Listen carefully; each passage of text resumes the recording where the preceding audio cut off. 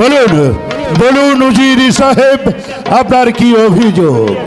আমার কোনো অভিযোগ নেই মহারাজ, কিন্তু আমার একমাত্র মেয়ে পরিবারু সে যে গিয়েছে বেড়াতে, সে যে এখন পর্যন্ত ফিরে আসছে না, সেজন্য যে আমি চিন্তিত। উজির সাহেব, আমার সেনা সামন্ত কি সকলে ফিরে এসেছে? না যাহাবনা।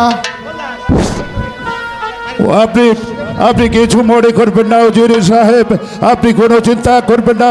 আমার সৈন্য সামন্তের সঙ্গে গিয়েছে মা পরিবারু, সৈন্য সামন্ত সকলে মিলে মা পরিবারুকে নিয়ে ফিরে আসবে উজির সাহেব। সর্বনাশ হয়ে গেছে হুজুর, সর্বনাশ হয়ে গেছে। সর্বনাশ হয়ে গেছে? কি হয়েছে তুমি খুলে বলো, আমি যে কিছুই বুঝতে পারছি না, বলো কি হয়েছে।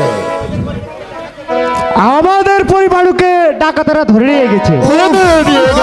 হ্যাঁ হুজুর। তুমি কি বলছো? আমার সেরা সামন্ত তারা কি করছিল? পিতা, পিতা, আমি সেই শয়তানকে হত্যা করে পরিবারকে উদ্ধার করে নিয়ে এসেছি। সাবাস সাবাস নৌজওয়ান, তোমার সাহসের তারিফ না করে পারছি না। বলো বলো নৌজওয়ান, তুমি এই মুহূর্তে আমার কাছে কি চাও?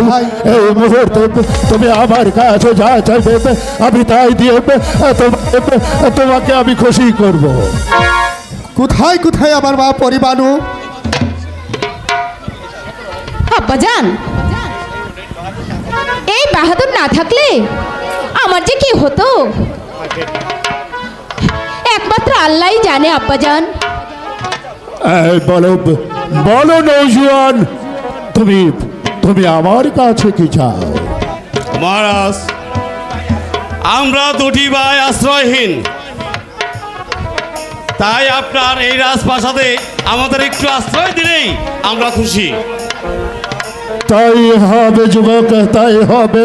তো আজ থেকে তোমরা শুধু এই ভুবন রাজার আশ্রয়ীরা হিসাবেই থাকবে না, আজ থেকে তুমি হবে এই রাজ্যের প্রধান সেনাপতি। মহারাজ, আমি কি পারবো আপনার দেওয়া দায়িত্ব পালন করতে? পারবে যুবক, পারবে। মা পরিবারকে উদ্ধার করে তুমি যে দুঃসাহসের পরিচয় দিয়েছ তা দেখে আমি বড়ই মুগ্ধ হয়েছি। আমি এতটুকু বিশ্বাস করি যে একমাত্র তুমি পারবে এই ভুবন রাজ্যের সেনাপতির দায়িত্ব পালন করতে। উজির সাহেব, বলুন যাহাবনা। আমি বড়ই ক্লান্ত, চলুন আজকের মতো এখানেই মুলতবি ঘোষণা করে চলে আসুন আমার সঙ্গে। তাই এসো তোমরা। মহারাজ। তাই চলুন মহারাজ।